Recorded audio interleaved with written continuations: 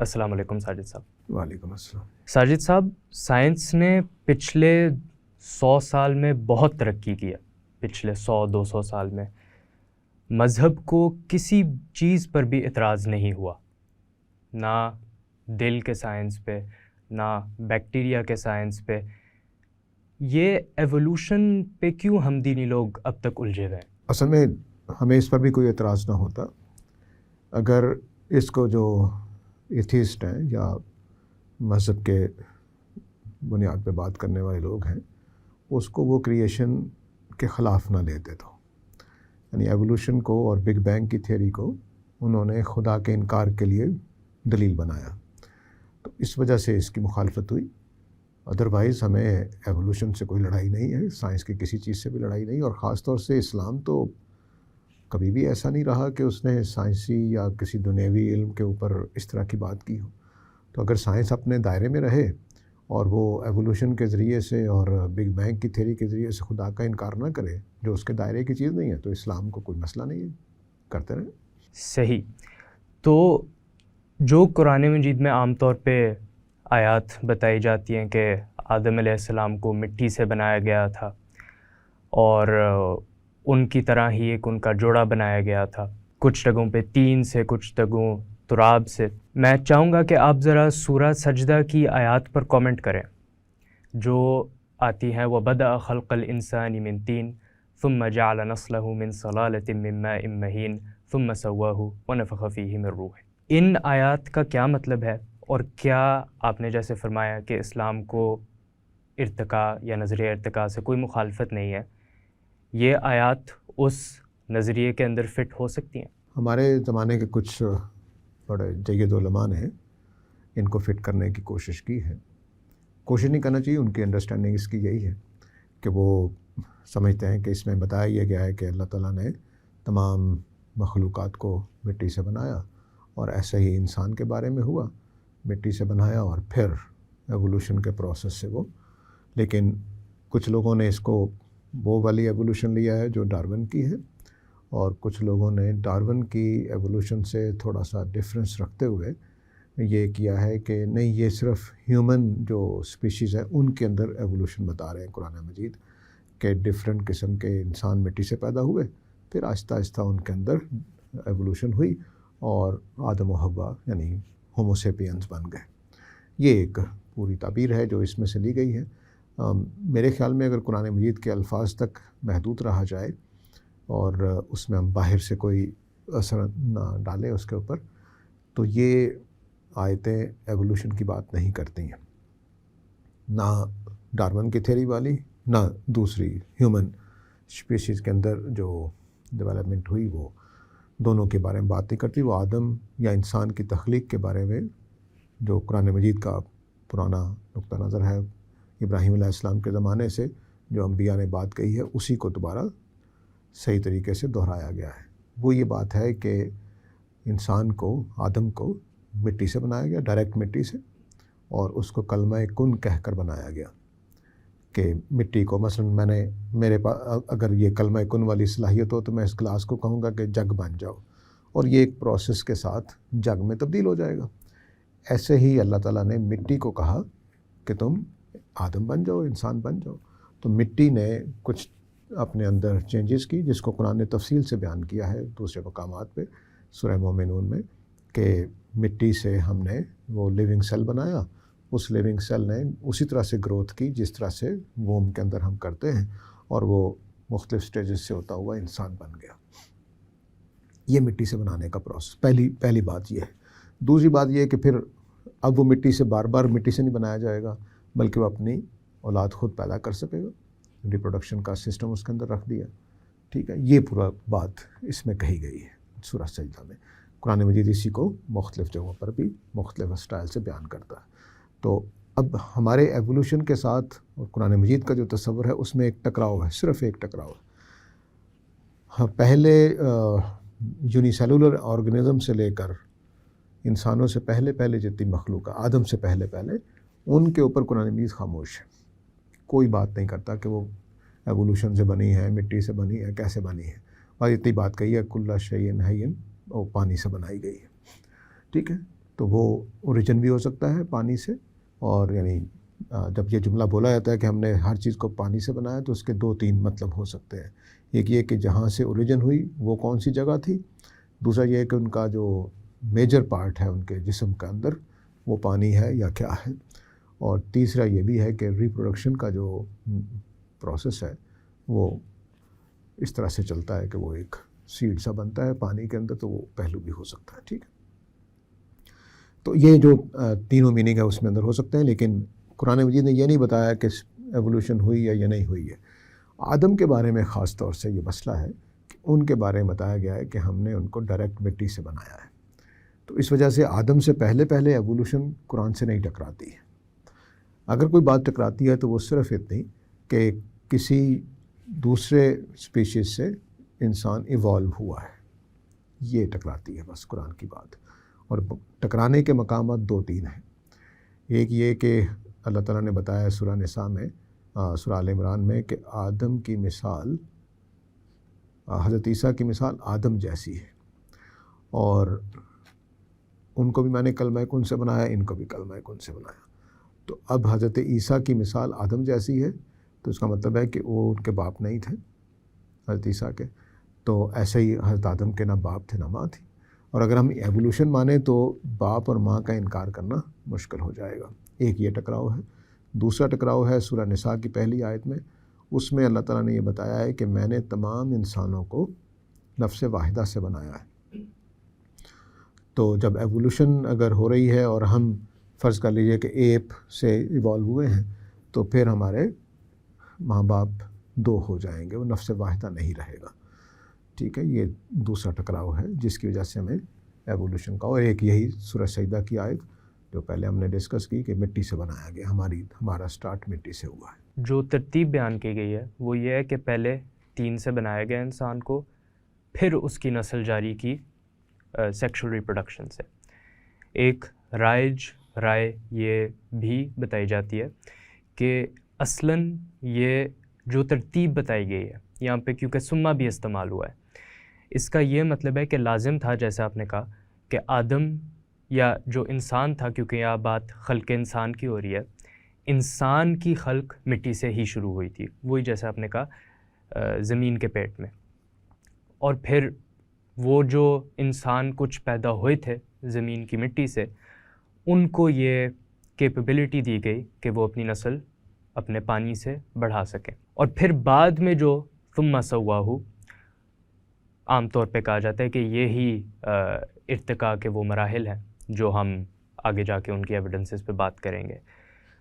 تو آپ اس رائے کو کیوں نہیں مانتے کہ یہاں جو ثم استعمال ہوا ہے یہ اصل میں ایک پوری جینس یا سپیشیز آف انسان کے بارے میں بات کی جا رہی ہے، اور پھر آدم ان کے اینڈ پہ آتا ہے جب آخر میں فرمایا کہ وَنَفَخَ فِيهِ مِن رُوحِهِ۔ جہاں سما جو ہے وہ ترتیب کے لیے بھی ہوتا ہے، اور اس بات کے لیے بھی ہوتا ہے کہ مثال کے طور پر آپ اپنا کوئی کریٹیوٹی مجھے ثابت کرنا چاہیں تو آپ کہیں گے کہ دیکھیے میں نے یہ آرٹیکلز لکھے ہوئے ہیں، پھر میں نے یہ کتابیں لکھی ہوئی ہیں، پھر میں نے یہ دیکھیے لیکچرز دیے ہوئے ہیں، تو اب آپ پھر کا لفظ بول رہے ہیں۔ یہ آپ کے اس بات کو ثابت کرنے کے لیے کیا سیکوینس میں ہے کہ آپ نے پہلے آرٹیکلز لکھے، پھر کتابیں لکھیں، پھر آپ نے لیکچرز دیے، یا ساتھ ساتھ چل رہا تھا سارا کچھ؟ تو یہ سما آرڈر کو نہیں بیان کر رہا۔ تو یہاں اللہ تعالیٰ کہہ رہے ہیں کہ میں نے دیکھو کتنی میں احسن کل شیء خلقہ، اللہ تعالیٰ نے ہر چیز کی تخلیق بہترین طریقے سے کی ہے، اس بات کو سمجھا رہے ہیں۔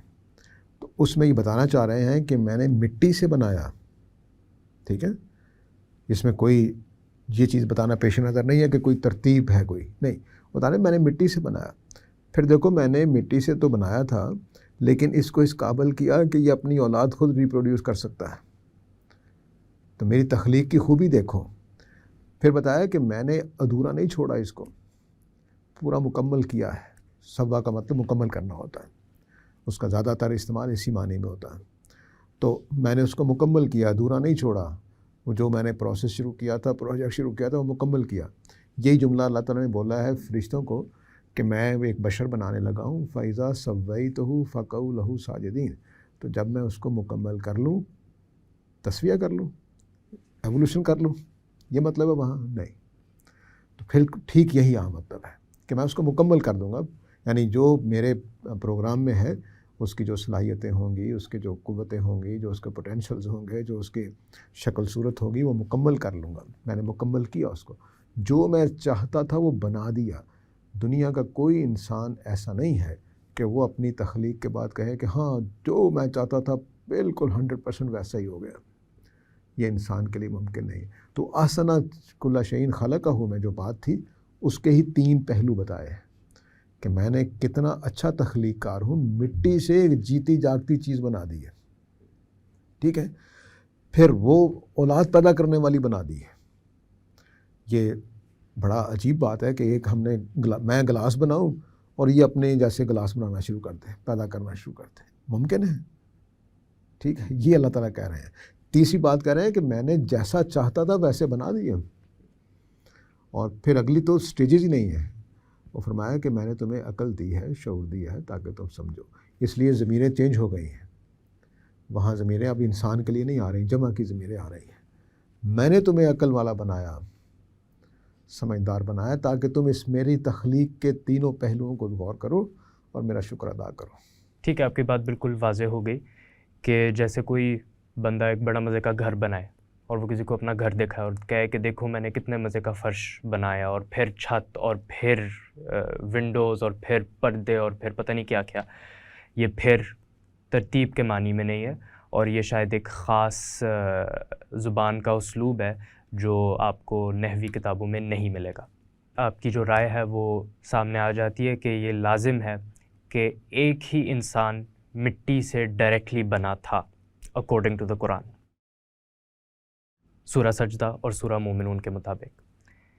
لیکن جو آپ نے سورہ آل عمران کی مثال دی، آدم اور عیسیٰ کی جو مماثلت کی گئی ہے، ان مثل عیسیٰ عند اللہ کمثل آدم خلقہ من تراب ثم قال له کن فیکون. یہاں پہ کلمہ کن کی تو مماثلت ہے، لیکن آدم علیہ السلام کی without a mother and father اور عیسیٰ علیہ السلام محض وداؤٹ اے فادر پیدا کرنا، لگتا ہے کہ یہاں وہ چیز موضوع نہیں ہے، کیونکہ یہاں تو مماثلت بھی نہیں ہے. اصل چیز کلمہ کن ہے.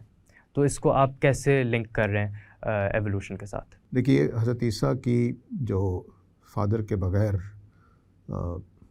پیدائش ہے، وہ اصل مسئلہ ہے کہ وہ ہوئی کیسے، کہ صرف ماں کے وomb میں ایک بیبی پیدا ہو جاتا ہے. اور وہ بات خود قرآن مجید کہہ رہا ہے، پرانی انجیل بھی کہہ رہی ہے. تو کیا پروسیس ہوا ہے؟ ایک تو نعوذ باللہ یہ بات ہے کہ ہم کہیں کہ نہیں وہ کسی مرد کے پاس گئی تھی سیدہ مریم، تو یہ تو ہم نہیں مان رہے. اور اگر نہیں مان رہے تو پھر اب کیا کرنا ہے؟ تو قرآن مجید اس کو کہتا ہے کہ سیدہ مریم نے اپنے آپ کو پاک دامن رکھا، اور لیکن ہم نے نفخنا فیہا من روحنا، ہم نے اس میں اپنا حکم پھونک دیا تھا. تو گویا سیدہ مریم کے وomb میں، معذرت چاہتا ہوں میری ماں جیسی ہیں اس طرح کی باتیں کرنا مشکل ہوتا ہے، تو سیدنا مریم کے womb میں اللہ تعالیٰ نے کلمہ کن سے وہ پروسیس شروع کیا جو سپرم کے womb میں داخل ہونے سے ہوتا ہے، ایگ کے پاس جانے سے ہوتا ہے. ٹھیک ہے، وہ پروسیس شروع کیا. یہ کلمہ کن سے ہوا ہے.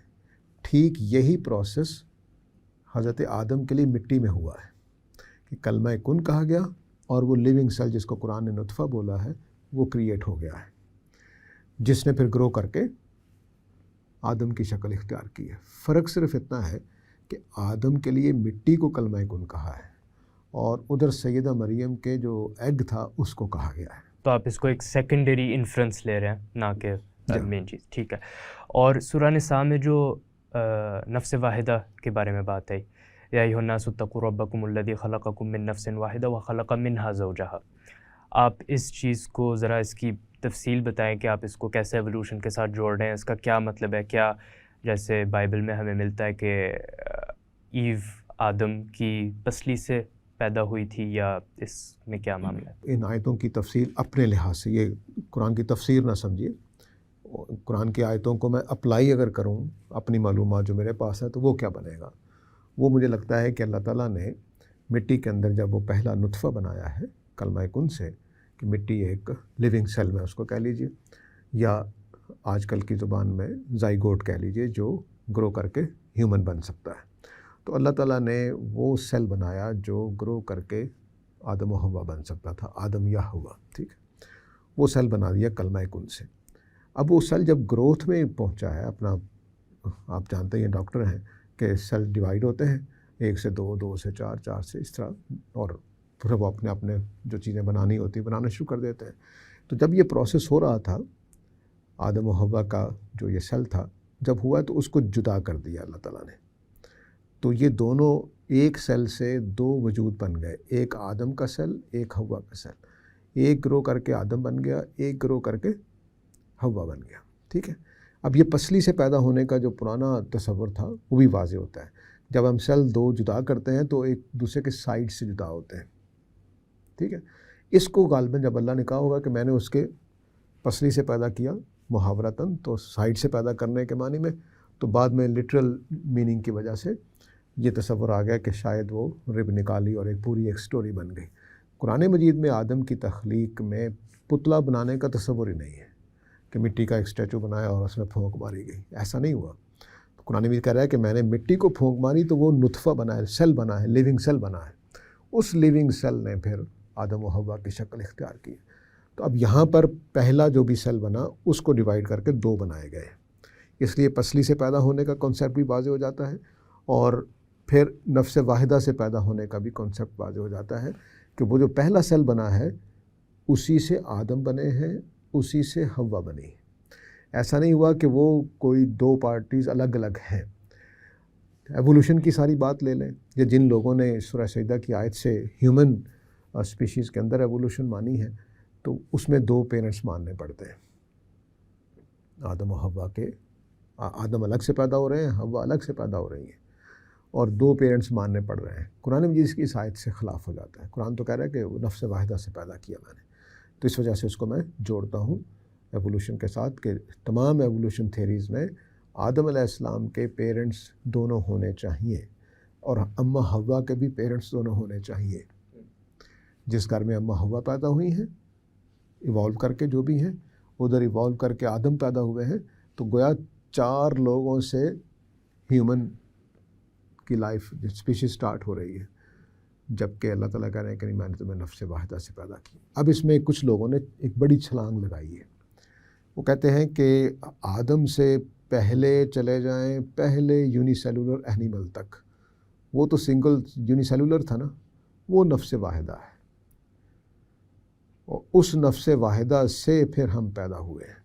تو وہ لمبا پروسیس جو آج کل کی ماڈرن ایوولوشن کہہ رہی ہے کہ پہلے آرگنزم سے لے کر آج تک جو کچھ ہوا انسانوں تک، وہ سارے کا سارا اصل میں اس ایک لفظ میں ہے کہ میں نے پہلے نفس واحدہ سے بنایا، یعنی ساری مخلوقات نفس واحدہ کی اولاد ہے، ٹھیک ہے، اور پھر آدم و حوا کو انہی سے بنایا۔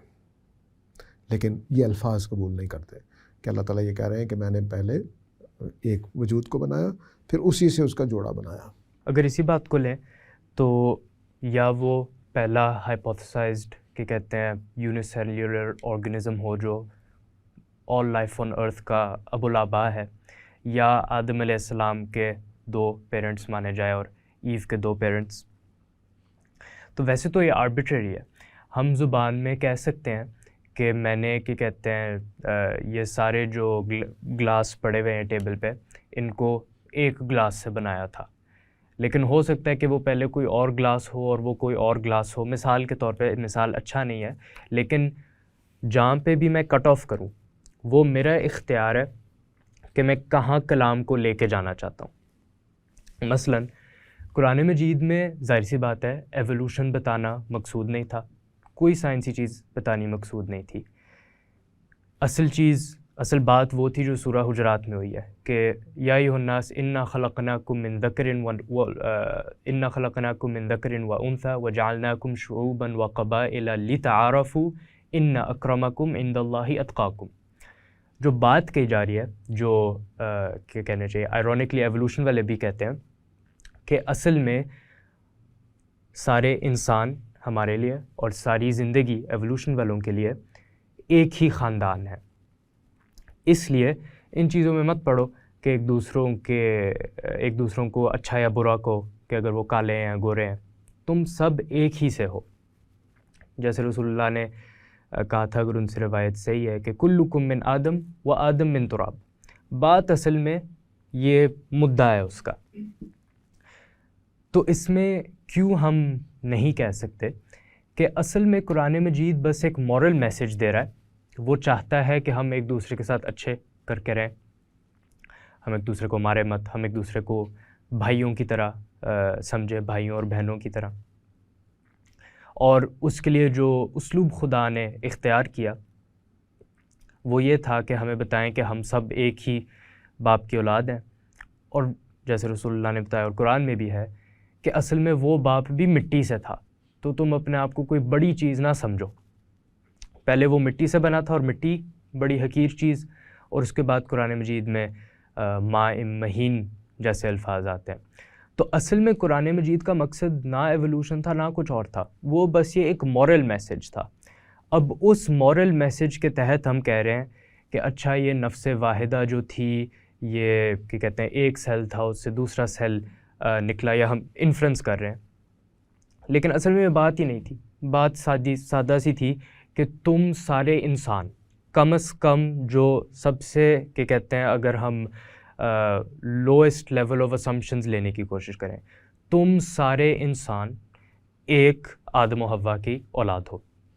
یہاں پہ نفس واحدہ، عربی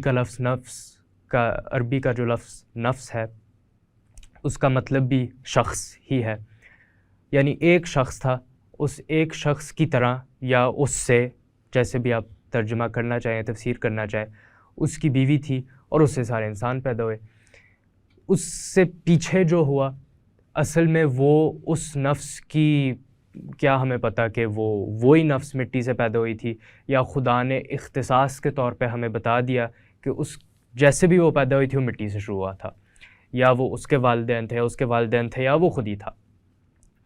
یہ اتنی ہم کیوں کہ کہتے ہیں چیز کو اسپیسیفک کرنا چاہ رہے ہیں. ایولوشن تو خدا بھی کر سکتا ہے اور خدا ڈائریکٹلی بھی کریٹ کر سکتا ہے. تو اس مورل میسج کو ہم اتنا لٹرل کیوں لے رہے ہیں؟ اس میں بھی کوئی شبہ نہیں ہے کہ اللہ تعالیٰ، بلکہ میری رائے یہی ہے کہ اگر ایولوشن ہوئی ہے تو خدا نے تخلیق ایسے کی ہے، اور اگر ایولوشن نہیں ہوئی ہے تو تب بھی اس نے تخلیق کی ہے. تو وہ تو ایک بات ٹھیک ہے. اصل میں جملے کے جو سینٹینسز ہیں جو زیر بحث ہیں، وہ کچھ ایسے ہیں کہ وہ ان میں سے کچھ چیزیں ہم نکال نہیں سکتے. مثلا آپ نے سورہ حجرات کی جو آیت بولی کہ ایک مذکر اور ایک مؤنث سے ہم نے، ایک عورت اور ایک مرد سے پیدا کیا ہے، تو کیا میں یہ اس کو بھی کہہ سکتا ہوں کہ بس اللہ تعالیٰ مرد و عورت کیسے ذکر کر رہے ہیں؟ حقیقت میں ایسا نہیں ہے. نہیں، مرد و عورت کا ذکر ٹھیک ہے، ہم ایک ہی مرد و عورت سے تھے، لیکن ان کے پیچھے کیا ہوا؟ امپورٹنٹ چیز ہے کہ ہم سب ایک ماں اور باپ کی اولاد ہیں. ان سے پہلے کیا ہوا ڈزنٹ میٹر. نہیں، میں صرف آگے بڑھنا چاہتا ہوں کہ کیا میں اس میں سے مذکر مؤنث کو نکال سکتا ہوں؟ نہیں. ہاں، ایسے ہی جب سورہ نساء کی جو آیت ہے اس میں ہم نفس واحدہ اور اس کے جوڑے کو نہیں نکال سکتے. تو ایک انفارمیشن ہمیں مل رہی ہے. وہ انفارمیشن یہ ہے کہ پہلے ایک بنایا گیا، شخص کہہ لیں، سیل کہہ لیں، کچھ بھی کہہ لیں. پہلے ایک شخص بنایا گیا، پھر اس سے اس کا جوڑا بنایا گیا. یہ اس کا انکار نہیں ہو سکتا. یعنی یہ لٹرل ہی لینا پڑے گا. اس کو ہم میٹافر نہیں لے سکتے، اس کو صرف ایک تمثیل نہیں لے سکتے. تو یہ ایک مجبوری ہے. جملے کا سٹرکچر ایسا ہے. ہاں، اگر اس میں کوئی ایسی چیزیں رکھ دی جاتی، مثلا یہ رکھ دی جاتا ہے کہ دیکھو تم دیکھ ہی رہے ہو کہ کس طرح سے ہم پیدا کریں، ایسے ہی ہم نے آدم کو پیدا کر دیا، تو پھر ہم انکار کر سکتے تھے کہ کوئی ایوولوشن نہیں، کچھ نہیں ہوا. تو تخلیق کے پروسیس میں مٹی کے بعد نفس واحدہ سے جوڑا جو بھی بنا، اور پھر ان دونوں سے تمام انسان پیدا ہوئے ہیں. یہ ماننا لازم ہے، ورنہ کلام کا حق ادا نہیں ہوگا. ٹھیک ہے. اس کو اگر میں ایک ہائپوتھسس پیش کروں کہ کہتے ہیں، جیسے میں کہوں کہ میں نے ایک روبوٹ بنایا، میں نے شروع کیا ایک میٹل کے اسکریپ سے، پھر میں اس کو بناتا گیا پتہ نہیں کہاں پہنچا، اور ایک جیتا جاگتا روبوٹ جو ہمیں آج کل نظر آنے کو مل رہے ہیں وہ بن گیا. بڑے تجربے کیے میں نے، پہلے اس کی کوئی شکل تھی، پھر کوئی اور شکل تھی، پھر کیسے. لیکن جب میں جملہ بولوں گا، میں یہ کہوں گا میں نے شروع کیا تھا ایک ہی میٹل کے اسکریپ سے، پھر اس کے بعد میں نے کتنی چیزیں کی ہوں گی، اس کو کتنے زیادہ میٹل کے اسکریپس استعمال کیے ہوں گے، چپ ڈالی ہوگی، اس چپ کی کوڈنگ کی ہوگی، اگر اے آئی استعمال کیا ہے تو اس کو ٹرین کیا ہوگا. لیکن جب میں جملہ بولوں گا میں یہ کہوں گا کہ میں نے ایک اسکریپ میٹل سے شروع کیا تھا. بات میں اس لیے کہہ رہا ہوں یہ کہ اگر خدا کہہ رہے ہیں کہ ہم نے انسان کی تخلیق طین سے کی تھی، مٹی سے کی تھی، تو اگر نظریہ ارتقاء یہ انفرنس ڈرا کرتی ہے کہ اصل میں انسان تک ہی رہتے ہیں، ابھی انسان کہ کہتے ہیں جانور تک جانا پڑے گا. ایکچولی اگر ہم جاندار چیزوں کی شروعات دیکھیں تو وہ مٹی سے ہی ہوئی تھی، اور پھر پتہ نہیں کیا کچھ ہوا، ٹھیک ہے، کتنے بلینز آف ایئرز لگے، پھر کہ کہتے ہیں ہم پہنچے اس وقت تک جب آدم و حوا نے پیدا ہونا تھا. اب آدم و حوا نفس واحدہ ہی ہے ہمارے لیے، وہ مطلب ایک ہی آدم تھے اور ان کی ایک ہی حوا تھی. اب میں نے کیا جو ہے جو آپ سمجھ رہے ہوں گے کہ مٹی کی چیز پیچھے لے گیا ہوں میں، یعنی خدا کے ذہن میں تھا کہ میں اس میں کون کہوں گا، کون ان کے ذہن میں تھا کہ اس مٹی نے کہیں جا کے آدم بننا ہے، تو اور وہ آدم بنا، اور وہ آدم نفس واحدہ ہی ہے، اور وہ ایک مؤنث اور ایک مذکر ہی ہے، اور وہ ہمارے ماں باپ بھی ہیں. تو یہ کیوں لازم پیدا ہوتا ہے کہ جیسے روبوٹ کی اگزامپل میں نے دی، مٹی اور آدم کو ملایا جائے. نفس واحدہ کو تو شاید مسئلہ نہیں ہے، لیکن مٹی اور آدم کو کیوں ملایا جا رہا ہے؟ اصل میں قرآن مجید کہیں بھی یہ بات نہیں کر رہا، صرف اس آیت کی بات نہیں ہے نفس واحدہ والی. میں 3-4 آیتیں ملا کر ایک بات کمپلیٹ کرتا ہوں. اللہ تعالیٰ کہہ رہے ہیں کہ میں نے کلمہ کن سے آدم کو بنایا ہے. ٹھیک ہے، کیا قرآن مجید کے پورے فریم میں رکھ کر میں آپ کے لیے جملہ نہیں بول سکتا کہ اللہ نے آپ کو کلمہ کن سے بنایا ہے؟ بولتا ہے لیکن ہاں نہیں، قرآن کے فریم میں رکھ کر نہیں، قرآن ہی کہتا ہے انسانوں کو مخاطب کر کے، مثلاً کچھ سورہ غافر میں شاید مجھے وَهُوَ الَّذِي خَلَقَكُم مِّن تُرَابٍ، وہ ساری انسانیت کے لیے کہتا نہیں، ہے. وہ تو ٹھیک ہے نا، کلمہ کن سے کہا ہے، میں کلمہ کن کی بات کر رہا ہوں کہ مٹی سے اللہ تعالیٰ کہہ رہے ہیں میں نے مٹی سے آدم کو کلمہ کن سے بنایا ہے. آپ کے لیے نہیں کہا، میرے لیے نہیں کہا. ایون یہ کہ میں قابیل اور حابیل کے لیے نہیں کہہ سکتا کہ اللہ تعالیٰ نے کلمہ کن سے مٹی سے بنایا ہے حابیل و قابیل کو. لیکن سر یہ تو قرآن مجید میں بار بار آتا ہے کہ وَإِذَا قَضَىٰ أَمْرًا فَإِنَّمَا يَقُولُ لَهُ كُن فَيَكُن، تو یہ تو لگتا ہے کہ ہر چیز کے لیے کن ہے. نہیں، ایسا نہیں ہوا. قرآن میں نکال کر دیکھ لیں سارے مقامات، خاص مقامات، کائنات کا آغاز کلمہ کن سے ہوا ہے. ٹھیک ہے، حضرت عیسیٰ کی ولادت کلمہ کن سے ہوئی ہے، حضرت آدم کی ولادت کلمہ کن سے ہوئی ہے. تو اللہ تعالیٰ کلمہ کن ڈائریکٹ اس وقت بولتے ہیں جب کسی نئے کام کا آغاز کر رہے ہوں جو فزیکل فینومینا کے تحت ہونے والا نہ ہو، خدا کو خود زبردستی وہ کرنا پڑے. تو کائنات کسی بھی اصول پر نہیں وجود میں آ سکتی، کلمہ کن سے اس کو وجود بخشا گیا. آدم نہیں بن سکتے، کوئی بھی لیونگ سیل اس ان آرگینک میٹر سے نہیں بن سکتا. تو اس کو بنانے کے لیے کلمہ کن کہنا پڑے گا کہ اب وہ لیونگ سیل بن جائے. یعنی آپ جتنی مرضی پروٹین بنا لیں فزیکل اصولوں کے تحت، اس میں لائف ڈالنے کے لیے اور پھر وہ ریپروڈکشن کا پورا سسٹم بنانے کے لیے، کھانے پینے کا سسٹم بنانے کے لیے، کانشیس بنانے کے لیے، جتنا بھی کسی آرگنزم میں ہوتا ہے وہ سارا کچھ اس کے لیے کلمہ کن کہنا پڑتا ہے. تو جب کوئی سسٹم کوئی چیز پیدا کرنے کے قابل نہ، سسٹم تو سٹارٹ ہوگا کلمہ کن سے، لیکن اس سسٹم میں جو بھی پوٹینشیلز رکھے گئے ہیں وہ اگلی سٹیج میں جانے کے لیے جو قابل نہیں ہے، اس کے اندر پوٹینشیل نہیں ہے، لیکن وہ اس کو سنبھال سکتا ہے. تو پھر کلمہ کن سے نئی چیز پیدا کی جاتی ہے. اور قیامت بھی کلمہ کن سے آنی ہے، وہ بھی کسی پروسیس کے نتیجے میں نہیں آنی. تو جو ہر انسان پیدا ہوتا ہے ماں کی پیٹ میں اور اس کے اندر وہ کلمہ کن سے نہیں ہوتا. روح پھونکنے کو کلمہ کن ہی نہیں کہتے؟ نہیں، وہ دوسرے حضرت آدم کے لیے 2 کلمہ کن ہیں. ہمارے لیے ایک پہلا کلمہ کن نہیں ہے، دوسرا روح پھونکنے کا کلمہ ہوتا ہوگا، لیکن اس کو بھی اللہ نے کلمہ کن نہیں کہا ہوا، وہ روح پھونکنا ہی کہا گیا اس کو. ٹھیک ہے، یعنی آدم علیہ السلام کے لیے 2 کلمے ہیں. ایک مٹی کو حکم ہوا کہ تم آدم بنو، اور پھر ان میں روح پھونکی گئی. میرے اور آپ کے اندر پہلا جو کلمہ کن ہے وہ صادر نہیں ہوتا، وہ ہمارے بایولوجیکل سسٹم میں جوڑ دیا گیا ہے. یہ الگ بات ہے کہ جو پہلا کلمہ کن تھا حضرت آدم کے لیے، اس میں اور آپ کا فیصلہ بھی ہو گیا ہوا تھا، وہ ایک الگ بات ہے، وہ میں ذرا بیسی نہ وہ بڑی بات پیچیدہ ہو جائے گی. یعنی میرے خیال میں کلمہ کن جب ایک اللہ تعالیٰ بولتے ہیں تو بہت ہی ڈیٹیلڈ لوڈڈ قسم کا کلمہ کن ہوتا ہے. تو مثال کے طور پر اگر اللہ نے کہنا ہے کہ اے گلاس تم جگ بن جاؤ، تو جگ کا پورا سائز، اس کی شکل، اس کی جو بھی ڈائمینشنز ہوں گی، وہ سارا کچھ اللہ تعالیٰ بتا کر کلمہ کن بولیں گے. تو اس کلمہ کن کے نتیجے میں کیا ہوگا؟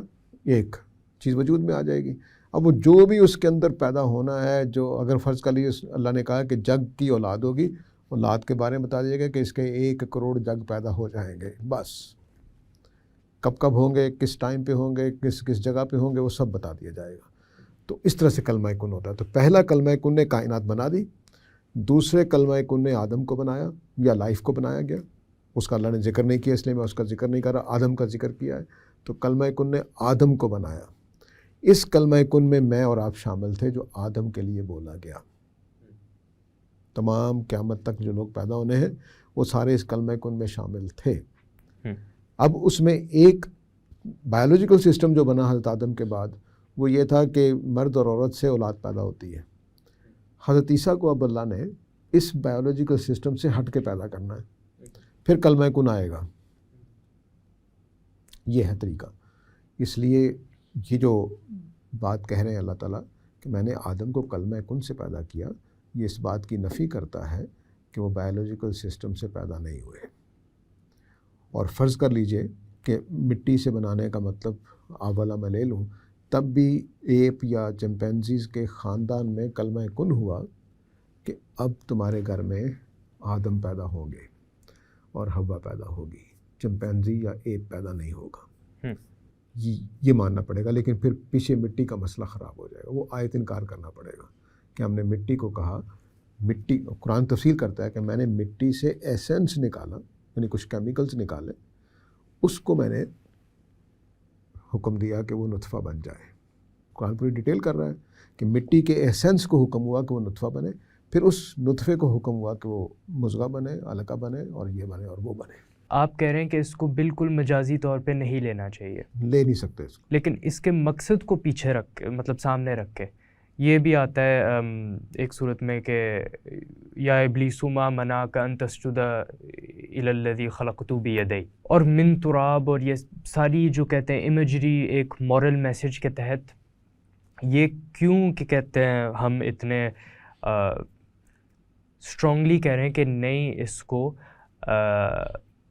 لٹرل لینا ضروری ہے. میں صرف اس لیے کہہ رہا ہوں کیونکہ بہت سارے مسلمان علماء بھی ہیں جو سمجھتے ہیں کہ قرآن مجید کا مورل میسج سامنے رکھنا چاہیے، اور جو اس سے لٹرل میننگ جو آپ کے ہاں کہتے ہیں آیت کو انکار کے مترادف ہوگا، وہ نہیں کیا جا سکتا. دو باتیں ہیں. سبق جو لیسن اس کا ہے وہ تو ہم بھی مانتے ہیں کہ قرآن مجید نے یہ باتیں کیوں کہی ہیں. بس سورہ نساء کی پہلی آیت اللہ تعالیٰ نے 3 مقاصد سے کہی ہے. وہ ایک الگ چیز ہے کہ ہم سارے ایک ہی ماں باپ کی اولاد ہیں، ہم سارے کے سارے نفس واحدہ، یعنی تمام ہیومینٹی ایک شخص کی اولاد ہے. نمبر 2، تمام انسان ایک مرد اور ایک عورت سے پیدا ہوتے ہیں. ٹھیک ہے، میرے اندر آدھی میری ماں کا حصہ ہے، آدھا میرے باپ کا حصہ ہے. تو میں عورتوں سے افضل نہیں ہوں، کیونکہ ہر عورت میں بھی آدھا ماں کا حصہ ہے، آدھا باپ کا حصہ ہے. تو اس طرح سے کوئی بھی تو یہ دوسری بات اس آیت میں یہ کہی گئی ہے. تیسری بات اس آیت میں یہ کہی گئی ہے کہ تم اس وجہ سے ایک دوسرے کے ساتھ رشتہ دار ہو، تعاون کرو ایک دوسرے کے ساتھ. تو یہ 3 مقاصد ایک ہی آیت میں رکھے گئے ہیں، اس کا کوئی انکار نہیں ہے. اصل مسئلہ یہ ہے کہ جو جملہ بولا گیا ہے اس کے اندر سے ہمیں ایک انفارمیشن مل رہی ہے. جیسے وہاں ایک مذکر اور ایک مؤنث سے پیدا کرنے کی انفارمیشن مل رہی تھی، تو ہم کیا نہیں کہیں گے کہ قرآن مجید نے ہمیں انفارم کیا ہے کہ تمام انسان ایک مرد اور ایک عورت سے پیدا ہو رہے ہیں؟ چونکہ یہ ہمارے سامنے ہو رہا ہے تو ہم اعتراض نہیں کر پاتے. ایک چیز ہمارے سامنے نہیں ہوئی ہے، مٹی سے بننے کا عمل، تو ہم اعتراض کر رہے ہیں اس کے اوپر. یہ جو لوگ کہہ رہے ہیں کہ نہیں اس کے مورل میسج پر دھیان رکھو، وہ بھی اگر ہمارے روزانہ ہمارے سامنے ہوتا کہ لو جی مٹی سے ایک جانور پیدا ہو گیا ہے اور پھر اس نے اولاد جننا شروع کر دی ہے، تو ہم اس کو ویسے ہی مانتے جیسے سورہ حجرات کی آیت کو مان رہے ہیں، کوئی فرق نہ کرتے. صرف اس کا ہمارے سامنے نہ ہونے کی وجہ سے انکار ہو رہا ہے. تو چونکہ ایوولوشن سے لگ رہا ہے کہ ایک ٹکراؤ پیدا ہو گیا، میرے خیال میں کوئی ٹکراؤ نہیں ہوا. ایوولوشن کے بارے میں ہمیں بات کرنی چاہیے کہ خود ایوولوشن ہے کیا، نظریہ کیا ہے، وہ اس پہ جب بات کریں گے تو کر لیں گے. لیکن فی الحال میں یہ صرف عرض کرنا چاہتا ہوں کہ ہر جملے میں اس کا لیسن، اس کا میسج اپنی جگہ، لیکن اس سے ایک انفارمیشن بھی ہمیں مل رہی ہوتی ہے. وہ انفارمیشن قرآن اپنے الفاظ میں بتائے گا تو ہم مان لیں گے کہ یہ بس ایک تمثیل ہے، ایک میٹافر ہے، ایک بات کو سمجھانے کے لیے بات ہے. مثلا سورہ قلم میں ایک باغ کی پوری کہانی سنائی گئی ہے. اس باغ کی کہانی کو پڑھ کے مجھے کبھی بھی خیال نہیں ہوتا کہ قرآن بھی کہہ رہا ہے کہ ذرا تاریخ میں ڈھونڈو کہ کون لوگ تھے، نہیں ہوتا. لیکن جب آدم کے قصے کی بات کی جاتی ہے تو ہمیں ڈھونڈنا پڑتا ہے کہ یہ آدم کون ہے، اس کا سٹائل ہی اور ہے. تو جہاں پہ لٹرل بات ہو رہی ہوتی وہاں پہ لٹرل لیں گے، جہاں میٹافر ہو رہا ہے وہاں ہم پہچان لیتے ہیں کلام کے اندر کوئی ایسا مشکل نہیں. آج کی نشست کا یہ اختتام ہوگا. Thank you for watching. اگلی نشست میں ہم اسی ٹاپک کو آگے بڑھائیں گے اور سوالات کے ساتھ. Thank you.